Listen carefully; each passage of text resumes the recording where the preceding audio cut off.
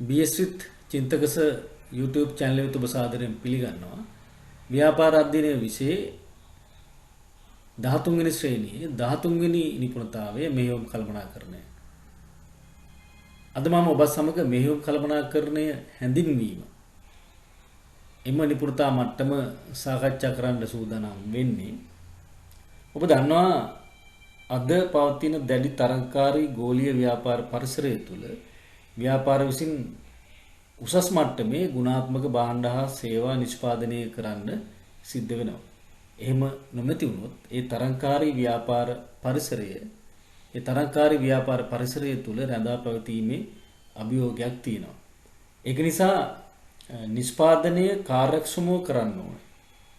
අඩු පිරිවැයකින් වැරදි හා නාස්ති අවම කරමින් නව්‍යතාවයෙන් යුක්තව භාණ්ඩ හා සේවා නව්‍ය හා වේගවත් නිෂ්පාදන ක්‍රියාවලියක් සහිතව පුළුල් වෙළඳපළක් ආවරණය වනසේ විශිෂ්ට පාරිභෝගික සේවා සහිතව උසස් ගුණත්වයෙන් යුක්තව භාණ්ඩ හා සේවා සඳහා වටිනාකමක් එකතු කරමින් නිෂ්පාදන කටයුතු කරන ව්‍යාපාරවලට පමණයි මේ තරංකාරී ව්‍යාපාර ලෝකයේ රැඳිලා ඉඳලා ඒගොල්ලොන්ගේ ව්‍යාපාර ඉලක්ක ළඟා කරගන්න පුළුවන් වෙන්නේ.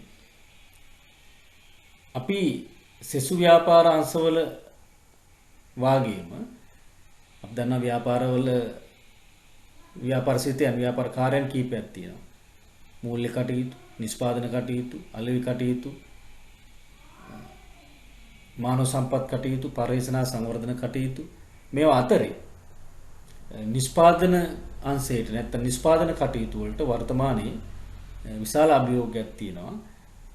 මේ වර්තමාන තාක්ෂණයට අනුගත වෙමින් නිෂ්පාදන ක්‍රියාවලිය කොහොමද පවත්වාගෙන යන්නේ කියන එක. ඒ නිසා අපි මේ නව තාක්ෂණයට අනුගත වෙමින් සියලු සංකීර්ණ තත්ත්වයන්ට අභියෝග වලට සාර්ථකව මුහුණ දෙමින් යෙදුම් නිමවුම් ක්‍රියාවලිය, ඒ කියන්නේ නිෂ්පාදන ක්‍රියාවලිය විශේෂයෙන්ම කර්මාන්තශාලාවක් තුළ කොහොමද නිෂ්පාදන කටයුතු පවත්වාගෙන යන්නේ, නිෂ්පාදන කටයුතු සැලසුම් කරන්නේ, සංවිධානකරණය කරන්නේ, මෙහෙවන්නේ, පාලනය කරන්නේ කොහොමද කියන එක අපි මෙතනදී සාකච්ඡාවට ලක් කරනවා. ඒ අනුව අපි 13.1 නිපුණතා මට්ටම මෙහෙයුම් කළමනාකරණයේ වැදගත්කම හා කාර්යභාරය සාකච්ඡා කරනවා.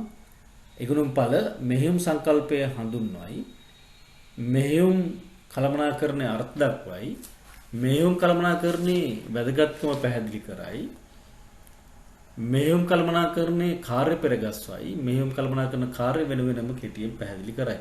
මෙන්න මේ කියන ඉගෙනුම් ප්‍රතිඵල අපි මේ තුලින් ළඟා කරගන්න බලාපොරොත්තු වෙනවා. අපි ඉස්සරළම අපේ ප්‍රදේශයේ පවතින ව්‍යාපාර කීපයක් අපි හඳුනා ගනිමු. ඒ ව්‍යාපාරය භාණ්ඩ නිෂ්පාදනය කරන ව්‍යාපාරයක්ද, සේවා නිෂ්පාදනය කරන ව්‍යාපාරයක්ද කියලා අපි වර්ග කරමු මෙතනදී. JK Garments Private Limited එක දැන් මේක විශේෂයෙන්ම භාණ්ඩ නිෂ්පාදනය කරන ව්‍යාපාරයක්. Bank of Ceylon මේකත් සේවා නිෂ්පාදනය, එතනදී සේවයක් නිෂ්පාදනය, සේවා නිෂ්පාදනය කරන ව්‍යාපාරයක්. Dambulla furniture trading company private limited එක ගෘහ භාණ්ඩ නිෂ්පාදනය කරන ආයතනයක්. කාගිල් සිලෝන් PLC කාගිල් සමාගම දැන් පොදු සමාගමක් මෝන් කරන්නේ භාණ්ඩ විකිණීමේ හින්දා සේවා නිෂ්පාදන ව්‍යාපාරයක්. සීමා මිල්කෝ ප්‍රයිවට් ලිමිටඩ් එක කිරි නිෂ්පාදනය කරන්නේ.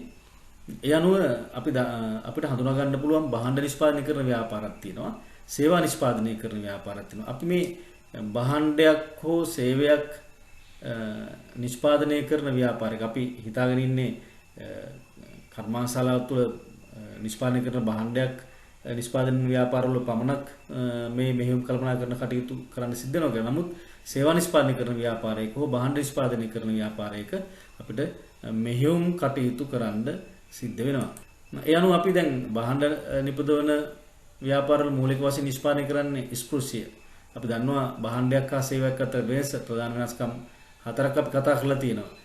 ඒ අනුව භාණ්ඩ නිපදවන ව්‍යාපාරයක ස්පෘශ්‍ය භාණ්ඩයක් නිෂ්පාදනය කරන්නේ නිෂ්පාදන සංවිධානවල මූලික වශයෙන් නිෂ්පාදනය කරන භෞතික භාණ්ඩ උදාහරණ මෙතන දීලා තියෙනවා. පහවන් කිරිපිටි සිසිල් බීම සේවා නිෂ්පාදනය කරන ව්‍යාපාරවල අස්පෘශ්‍ය භාණ්ඩයක් නිෂ්පාදනය කරන වෛද්‍ය සේවා ප්‍රවාහන සේවා බැංකු සේවා රක්ෂණ සේවා. එතකොට අපි භාණ්ඩ නිෂ්පාදනය කරන ව්‍යාපාරයක වගේම සේවා නිෂ්පාදනය කරන ව්‍යාපාරවලත් මෙහෙයුම් කටයුත්තක් සිද්ධ වෙනවා. ඒ අනුව අපි හඳුනා ගනිමු මොකද්ද මේ මෙහෙයුම් කටයුත්ත කියලා කියන්නේ කියන එක. ඒ කියන්නේ මෙහෙයුම් කියලා කියන්නේ. එහෙම නැත්නම් මෙහෙයුම් කටයුත්තක් කියලා කියන්නේ සාමාන්‍යයෙන් නිෂ්පාදන ක්‍රියාවලිය සඳහා විවිධ සම්පත් ඒ කියන්නේ යෙදුම් නිමෝම් බවට පරිවර්තනය කිරීමට අදාළ සියලු කටයුතු මෙහෙයුම් කටයුතු කියලා කියනවා. එතකොට යෙදුම් නිමෝම් බවට පරිවර්තනය කිරීම සඳහා සංවිධානයක් තුළ එදිනදා සිදු කරන සියලු ක්‍රියාකාරකම් තමයි අපි මෙහෙයුම් කටයුතු කියලා කියන්නේ. ඒ අනුව අපි හඳුනාගමු දැන් ඕනෑම ආයතනයක යෙදුම් නිමෝම් ක්‍රියාවලියක් තියෙනවා. අපි ඒක පළවෙනි පුරුතාවේදී සාකච්ඡා කරලා තියෙනවා. ඒකට මෙහෙයුම් කටයුත්තක් කියලා කියන්නේ මේ යෙදුම් නිමෝම් බවට පරිවර්තනය කිරීමට අදාළ සියලු කටයුතු මෙහෙයුම් කටයුතු කියලා අපි කියනවා. දැන් ඒ අනුව අපි හඳුනා ගන්න ඕනේ මෙහෙයුම් කළමනාකරණය කියන්නේ මොකක්ද කියන එක. අපි කළමනාකරණයේදී විශේෂයෙන්ම අර්ථ දක්වුවා කළමනාකරණය කියන්නේ ආයතනයක එහෙම නැත්නම් සංවිධානයක අපි පුළුල් අර්ථ දක්වුවොත් එහෙම ගතික ව්‍යාපාර පරිසරය තුළ ආයතනයක එහෙම නැත්නම් සංවිධානයක ප්‍රකාශිත පරමාර්ථ හා අරමුණු සඵලදායීව ඉටු කර ගැනීම පිණිස සීමිත සම්පත් සැලසුම්කරණය සංවිධානකරණය මෙහෙයුම් පාලනය ඇතුළත් ක්‍රියාවලිය තමයි අපි කළමනාකරණය කියලා කිව්වේ. එහෙනම් මෙතන අපි කතා කරන්නේ මෙහෙයුම් කළමනාකරණය. එතකොට මෙහෙයුම් කළමනාකරණය අපිට මේ විදිහට අර්ථ දක්වන්න පුළුවන්. සංවිධානයක අරමුණු හා පරමාර්ථ ඉටු කර ගැනීම සඳහා මෙහෙයුම් කටයුතු. ඒ කියන්නේ නිෂ්පාදන ආයතනයක කර්මාන්තශාලාවක භාණ්ඩ නිෂ්පාදනය කරන ආයතනයක හෝ සේවා නිෂ්පාදනය කරන ආයතනයක යෙදුම් නිමෝම් ක්‍රියාවලිය. ඒ කියන්නේ මෙහෙයුම් කටයුතු සැලසුම් කිරීම සංවිධානය කිරීම මෙහෙයුම හා පාලනයට අදාළ කළමනාකරණ කටයුතු සමූහය තමයි අපි මෙහෙයුම් කළමනාකරණය කියලා කියන්නේ. ඔබට පැහැදිලි ඇති සංවිධානයක අරමුණු හා පරමාර්ථ ඉටු කර ගැනීම සඳහා මෙහෙයුම් කටයුතු සැලසුම් කිරීම සංවිධානය කිරීම මෙහෙයුම හා පාලනයට අදාළ කළමනාකරණ කටයුතු සමූහය තමයි අපි මෙහෙයුම් කළමනාකරණය කියලා කියන්නේ. එතකොට මෙහෙයුම් කළමනාකරණය තුළ නිෂ්පාදන ඉංජිනේරුකරණය, නිෂ්පාදන සැලසුම්කරණය, ද්‍රව්‍ය මිලදී ගැනීම, නිෂ්පාදන පාලනය, පර්යේෂණ සංවර්ධනය මේ ක්‍රියාකාරකම් මෙහෙවීමත් ඒ මම කතා කරන මේ කළමනාකරණ මෙහෙයුම් කළමනාකරණ කාර්යයන් මෙහෙවීම හා නියාමනය කිරීම අන්තර්ගත සංකීර්ණ කළමනාකරණ ක්‍රියාදාමයක් විදිහට අපිට තවදුරටත් මෙහෙයුම් කළමනාකරණය විස්තර කරන්න පුළුවන්. එතකොට මෙහෙයුම් කළමනාකරණයේ මූලිකම කාර්යය අපි හඳුනා ගන්නවා. මෙහෙයුම් කළමනාකරණයේ මූලික කාර්යය තමයි සම්පත් එහෙම නැත්නම් යෙදුම් උපයෝග කරගෙන ඉහළ ගුණත්වෙන් උත් භාණ්ඩ හා සේවා නිෂ්පාදනය කිරීම මෙහෙයුම් කළමනාකරණයේ මූලික කාර්යයක් කියලා අපිට හඳුනා ගන්න පුළුවන්. මෙහෙයුම් කළමනාකරණයේ වැදගත්කම අපි කතා කළොත් එහෙම ඉහළ ගුණත්වයෙන් යුත් භාණ්ඩ හා සේවා නිෂ්පාදනය කරන්න පුළුවන් ක්‍රමවත් මෙහෙයුම් කළමනාකරණයක් තුළ නිෂ්පාදන ආයතනයක භාණ්ඩ හෝ සේවා නිෂ්පාදන ආයතනයක ඒ නිෂ්පාදන කටයුත්ත සැලසුම්කරණය සංවිධානකරණය පාලනය කිරීම තුළින් ඉහළ ගුණත්වයෙන් යුත් භාණ්ඩ හා සේවා නිෂ්පාදනය කරන්න පුළුවන්. මෙහෙයුම් ක්‍රියාවලියේ කාර්යක්ෂමතාව හා සඵලදායීතාවය වැඩි කරගන්න පුළුවන්. අපි මීට පෙර කාර්යක්ෂමතාවය කියන්නේ මොකක්ද කියන එක නිර්වචනය කළා තියෙනවා. සම්පත් නාස්තිකින් තොරව යොදවා ගැනීම. සඵලදායීත්වය කියලා කියන්නේ අරමුණු ඒ ආකාරයෙන් ඉටු කරගන්න. අපි මෙහෙයුම් කළමනාකරණය තුළ මෙන්න මේ කාර්යක්ෂමතාවය හා සඵලදායීත්වය. ඒ කියන්නේ සම්පත් නාස්ති වීම සහ අරමුණු ඒ ආකාරයෙන්ම ඉටු කර ගැනීමට හැකියාව ලැබෙනවා. ඊළඟට නිෂ්පාදන ප්‍රීවය අම කරගත හැකි වීම හා ලාභය වැඩි කරගත හැකි වීම. දැන් අපි දන්නවා සම්පත් නාස්ති අවම වීම අරමුණු ඒ ආකාරයෙන් ඉටු වීම මේවා තුළ ඒ කළමනාකරණ ක්‍රියාවලිය තුළ අපිට නිෂ්පාදන ප්‍රීවය අවම කරගන්න පුළුවන්. ඒ තුලින් නිෂ්පාදනය කරන භාණ්ඩයේ මිලත් අවම කරගන්න පුළුවන්. ලාභය වැඩි කරගන්න පුළුවන්. අඩු මිලක් යටතේ වැඩි භාණ්ඩ ප්‍රමාණයක් විකිණීම තුළ ලාභය වැඩි කරගන්න පුළුවන්. ඊළඟට ගෝලීය ව්‍යාපාර පරිසරය තුළ තරංකාරීත්වයට සාර්ථකව මුහුණ දීමට හැකි. මම ඊට පෙරත් කතා කරා මනා කළමනාකරණයක් තුලින් තමයි අපිට ගෝලීය ව්‍යාපාර පරිසරය තුළ එන අභියෝගයන්ට ඒ ගතික බවට තරංකාරීත්වයට ඉතාම සාර්ථකව මුහුණ දෙන්න පුළුවන් වෙන්නේ. ඊළඟට නම් විතායුක්තව භාණ්ඩා සේවා හඳුන්වා දිය හැකිවීම. දැන් අපි කර්මාන්ත ශාලාවක් තුළ අපි විවිධ නම් විතා ගණනාවක් හඳුන්වා දෙන්න හැකියාව ලැබෙනවා. හොඳ මෙහෙයුම් කළමනාකරණයක් තුළ. ඒතකොට නිෂ්පාදන කටයුත්ත මැනවින් කළමනාකරණය කර ගැනීම තුළ අපි නිතරම උත්සාහ කරනවා අලුත් දෙයක් කරන්න. ඒතකොට මේ නම් විතායුක්තව භාණ්ඩ හඳුන්වා දීමේ හැකියාව ලැබෙනවා. ඊළඟට සමාජ වගකීම් නිසි ලෙස ඉටු කිරීමෙන් ව්‍යාපාරයේ වර්ධනයට මෙන්ම රටේ තිරසර සංවර්ධනයට දායකත්වයේ දීමට හැකි වෙනවා. දැන් අපි තිරසර සංවර්ධනය කියන්නේ අනාගත පරම්පරාවට සම්පත් භුක්ති විඳීමට තියෙන අයිති උල්ලංඝනය නොකරමින් වර්තමානයේ කරන්නා වූ සංවර්ධනය. ඒක නිසා මේ සම්පත් නාස්තිය අවුම්වීම කාර්යක්ෂමතාවයේ වැඩිවීම තුල සිද්ධ වෙනවා. ඒ වගේම ඒ ඉහළ ගුණත් විමුත් භාණ්ඩා සේවා නිෂ්පාදනය කිරීමේ හැකියාවත් ලැබෙනවා. ඒක නිසා අපි මේ මෙහෙයුම් කල්පනාකරණය තුළ සමාජ වගකීම් නිසි ලෙස ඉටු කිරීමෙන් ව්‍යාපාරයේ වර්ධනයෙන්ම රටේ තිරසර සංවර්ධනයටත් දායකත්ව වීමට හැකියාව ලැබෙනවා. හොඳ මෙහෙයුම් කල්පනාකරණයක් තුළ. ඊළඟට අපි මෙතන මම පැහැදිලි කරලා තියෙනවා මෙහෙයුම් කල්පනාකරණයේ වර්තමාන ව්‍යාපාර ලෝකයේ තුළ වැදගත් සුවිශේෂී කාර්යභාරයක් ඉටු කරනවා. එනම් ව්‍යාපාරික නිෂ්පාදනය කරන භාණ්ඩා සේවා පුද්ගල අවශ්‍යතාවයට අනුව ඔවුන් උපරිම තෘප්තිය භාවයට පත් කිරීමට නිෂ්පාදනය විය යුතුයි. එසේ කිරීමට අපොහොසත් යම් ව්‍යාපාරයක් ලාභදායීත්වයේ අඛණ්ඩ පැවැත්ම පමණක් නොව ව්‍යාපාරයද සෙසු සම්පත්ද අහිමිවීමේ අවදානමකට මුහුණ පෑමට සිදුවීම අනිවාර්ය වූවක්. එම නිසාම නිෂ්පාදන කටයුතු නියාමනය හා පාලනය කිරීම මෙහෙයුම් කළමනාකරුවන් මනාව සිදු කළ යුතුය. ඒ සඳහා පාස්නාන් සාධක කෙරෙහි නිෂ්පාදන දෙන මෙහෙයුම් කළමනාකරුවන් සිය අවධානය යොමු කරන්න ඕනේ. දැන් අපි දන්නවා මේ මෙහෙයුම් කළමනාකරන කාර්යය කරන්නේ ව්‍යාපාර ආයතනයේ ඉන්න මෙහෙයුම් කළමනාකරුවන්.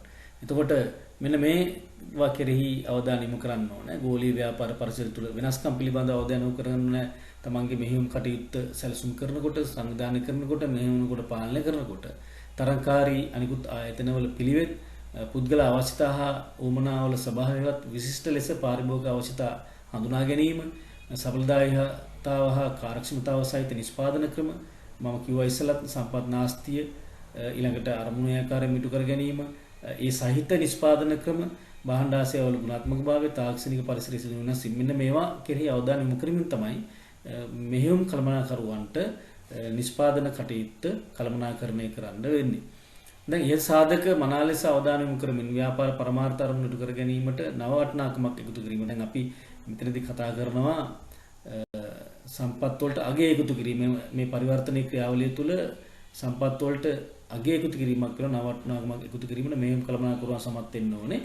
මන්ද ඔවුන් බොහෝ විට ව්‍යාපාර ආයතනයේ සම්පත් වලින් වැඩි ප්‍රමාණයක් පරිහරණය කරන නිසා මොවුන් විසින් නිෂ්පාදනය කරනු ලබන භාණ්ඩා සේවා තම ගණනුවරගේ අවශ්‍යතා තුක්මත් වන ලෙසත් ව්‍යාපාර ලාභදායී ලෙසත් ක්‍රියාත්මක වීම සාර්ථක වෙන්න ඕනේ. දැන් මෙතනත් පැහැදිලි කරලා තියෙන්නේ මෙහෙයුම් කළමනාකරණයේ වැදගත්කම තමයි. අපි ඉස්සෙල්ලා කතා කරා විශේෂයෙන්ම නිෂ්පාදන ආයතනයක පරමාර්ථ අරමුණු ඉටු කරගන්න නව වටිනාකමක් එකතු කිරීමට, ඒ කියන්නේ සම්පත් වලට අගය එකතු කිරීමට මෙහෙයුම් කළමනාකරුවන් සමත් වෙන්න ඕනේ කියන එක. එමනම් මොකද්ද මේ සම්පත් වලට නව වටිනාකමක් එකතු කරනවා කියන්නේ? එහෙම නැත්නම් මේ එකතු කළ අගය කියන්නේ මොකද්ද කියන එක අපි හඳුනා ගන්න ඕනේ. අපි මේකට පරිවර්තන ක්‍රියාවලිය කියලාත් කියන්න පුළුවන්. එතකොට මේ පරිවර්තන ක්‍රියාවලිය කියලා කියන්නේ විවිධ සම්පත් නිමෝම් බවට පත් කිරීමේ ක්‍රියාවලිය. එහෙම නැත්නම් යෙදෝම් නිමෝම් බවට පත් කිරීමේ ක්‍රියාවලිය අපි පරිවර්තන ක්‍රියාවලිය කියලා කියනවා. එතකොට පරිවර්තන ක්‍රියාවලියේදී යෙදෝම් වලට වටිනාකමක් එකතු වීමෙන් අවසාන නිෂ්පාදනයේ වටිනාකම වැඩි වෙනවා. ඒකට අපි තමයි එකතු කළ අගය කියලා කියන්නේ. ඒක අපි උදාහරණයකින් පැහැදිලි කරනවා. පරිවර්තන ක්‍රියාවලියේ විවිධ අවස්ථාවලදී යෙදවුම් වලට වටිනාකමක් එකතු වීමෙන් නිෂ්පාදිත වටිනාකම වැඩි වෙනවා. ඒ වැඩි වෙන අගයට අපි කියනවා එකතු කළ අගය කියලා. දැන් මේ ඇඟලුම් නිෂ්පාදනයේදී රෙදි කැපීම, මැසීම, මැදීම, ඇසිරීම යන අවස්ථා පසු කර එය ඇඟලුමක් බවට පත් වෙනවා. එය නිමෝමක් බවට පත් වෙනවා. ඒ හැම අවස්ථාවකදීම සම්පත් වලට අගය එකතු වීමක් වෙනවා. දැන් අපි තවත් උදාහරණයකින් පැහැදිලි කළොත් එහෙම මෙතනදී යෙදුම් විදිහට පාවිච්චි කරනවා නිෂ්පාදන සාධක භූමි ශ්‍රමයේ ප්‍රාග්ධනයේ ව්‍යවසාය කාලය තොරතුරු දැනුම. ඒ අනුව මෙතන අපි ගඩොල් නිෂ්පාදන ක්‍රියාවලියේදී මැටි, ජලය, ශ්‍රමිකයන්, පෝර්ණුව, තව අපිට ගන්න පුළුවන් දර, ඒ වගේ ඒවා අපිට ගන්න පුළුවන් යෙදුම් හැටියට. ඊට පස්සේ ක්‍රියාවලිය තමයි මැටි කැපීම, මැටි ඇනීම, අච්චු වලට දැමීම, ගඩොල් වියලීම, පිලිසීම, නිමවුම තමයි ගඩොල්. එතකොට මේ හැම අවස්ථාවකදීම වෙන්නේ සම්පත් වලට අගය එකතු වෙන එක. දැන් අපි නිකම් පස් ගොඩ තියෙනකොට ඒකේ වටිනාකමක් නැහැ. නමුත් ඒක කපලා මැටි ඇනුවම් පස්සේ ඒකට වටිනාකමක් එනවා. ඊට පස්සේ ගඩොල් අච්චු වලට දමලා ඒක ගඩොල් කැපුවම් පස්සේ ඕනනම් වේල්ලා ඉවරලා විකුණන්න පුළුවන් සාමාන්‍ය පුරුෂන්ට ඉස්සෙල්ලා. එතකොට එතන වටිනාකමක් තියෙනවා. හැබැයි ගඩොල් පිලුස්සුවම් පස්සේ ඒකට තව වටිනාකමක් එනවා. එතකොට මේකට අපි කියන්නේ යෙදුම් නිමවුම් ක්‍රියාවලිය, එහෙම නැත්නම් පරිවර්තන ක්‍රියාවලිය. තවදුරටත් මෙහෙම පද්ධතිය ඔස්සේ මෙහෙම ඒක ඉදිරිපත් කරන්න පුළුවන්. යෙදුම් තමයි භූමි ශ්‍රමයේ ප්‍රාග්ධනයේ ව්‍යවසාය කාලය තොරතුරු දැනුම, පරිවර්තන ක්‍රියාවලිය සම්පත් ලබා ගැනීම, නිෂ්පාදන ක්‍රියාපටිපාටි අනුගමනය කිරීම, නිෂ්පාදන ක්‍රම තීරණය කිරීම, තාක්ෂණික දැනුම දා ගැනීම, නිමවුම තමයි භාණ්ඩ හා සේවා. එතකොට එකතු කළාගේ කියන එක තවදුරටත් පැහැදිලි කරොත් එන්න යෙදුම් වල පිරිවැය සහ නිමවුම් වල මිල නැතහොත් වටිනාකම් අතර වෙනස තමයි අපි එකතු කළාගේ කියලා කියන්නේ.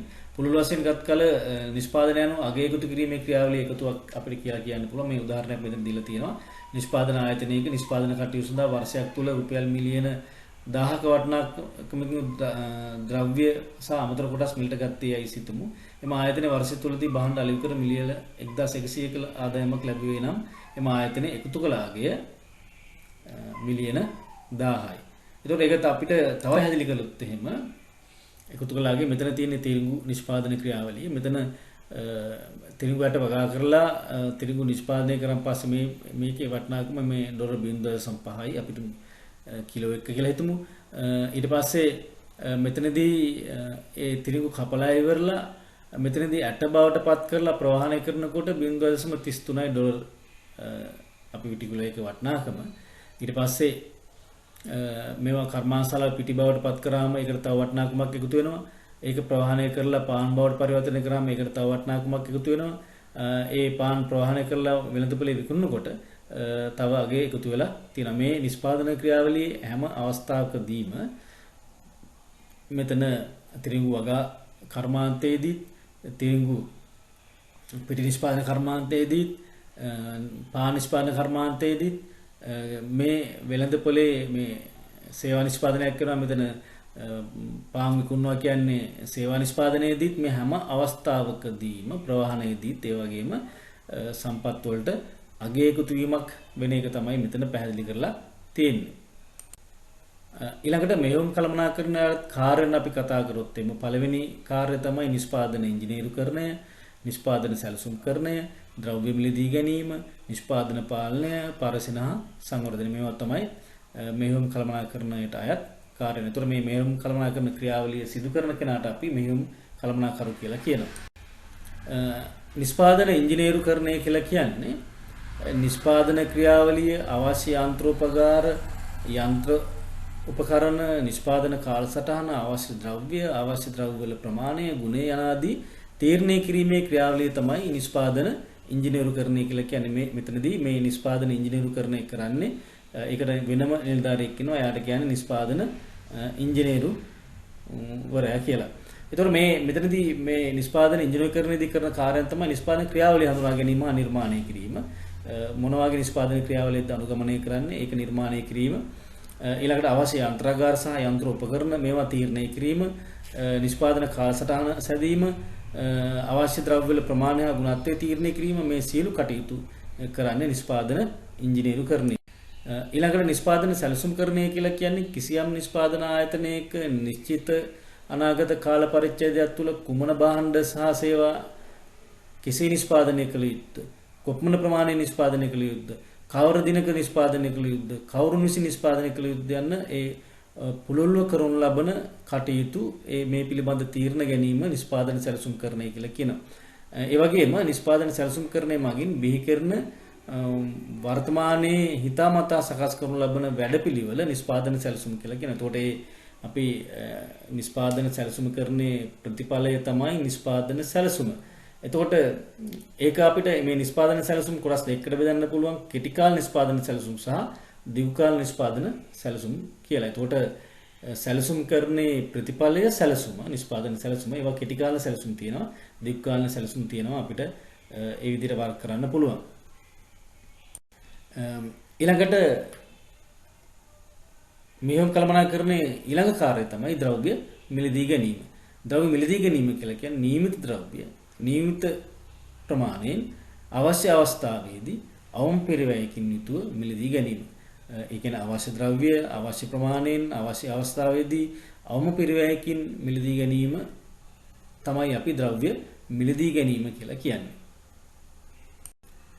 ඊළඟට නිෂ්පාදන පාලනය අපි නිෂ්පාදන ඉංජිනේරුකරණයේදී නිෂ්පාදන සැලසුම් කරණයේදී ස්ථාපිත කරපු ප්‍රමිත එහෙම නැත්නම් ඉලක්ක ඒ ආකාරයෙන්ම ළඟා කරගන්න පුළුවන් වුණාද කියලා සොයා බැලීමේ ක්‍රියාවලිය සහ එහෙම ඒ අරමුණු ළඟා කරගන්න බැරි වුණා නම් ඒ සඳහා ප්‍රතිකර්මීය ක්‍රියාමාර්ග ගැනීම සහ තීරණ ගැනීම තමයි නිෂ්පාදන පාලනය කියලා කියන්නේ. එතනදී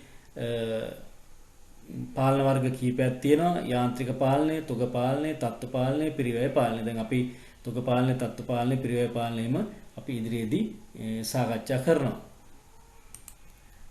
ඊළඟට පර්යේෂණ හා සංවර්ධන කටයුතු මේ නිෂ්පාදන කළමනාකරණයේදී එහෙම නැත්නම් මෙහෙයුම් කළමනාකරණයේදී ඊළඟ කාර්යය පර්යේෂණ හා සංවර්ධන කටයුතු. එතකොට එතනදී පවත්නා නිෂ්පාදනය පිළිබඳවත් නිෂ්පාදන ක්‍රියාවලිය පිළිබඳවත් නව නිෂ්පාදන පිළිබඳවත් නව නිෂ්පාදන සැලසුම් පිළිබඳවත් තොරතුරු ඒකරාශී කිරීම හා ඒවා වැඩි දියුණු කිරීම තමයි පර්යේෂණ හා සංවර්ධනය කියලා කියන්නේ. එතකොට මේ පර්යේෂණ හා සංවර්ධනයේදී ආයතනයකට පර්යේෂණ හා සංවර්ධන ආයතනයකට වැදගත් වීමට හේතු නිෂ්පාදනයේ ගුණත්වයේ ඉහළ නංග ගන්න පුළුවන්. නිෂ්පාදන ක්‍රියාවලියේ කාර්යක්ෂමතාවය වැඩි දියුණු කර ගන්න පුළුවන්. නව භාණ්ඩ හා සේවා හඳුන්වා දෙන්න පුළුවන්. ඒ කියන්නේ නව්‍යතා ගණනාවක් හඳුන්වා දෙන්න පුළුවන්. අපතේ අවම කර ගන්න පුළුවන්. නාස්ති අවම කර ගන්න පුළුවන්. ඒ තුලින් අවසානයේ පිරිවැය අඩු කර ගන්න පුළුවන්. වඩාත් හොඳින් පාරිභෝගිකයා තෘප්තිමත් කරන්න පුළුවන්.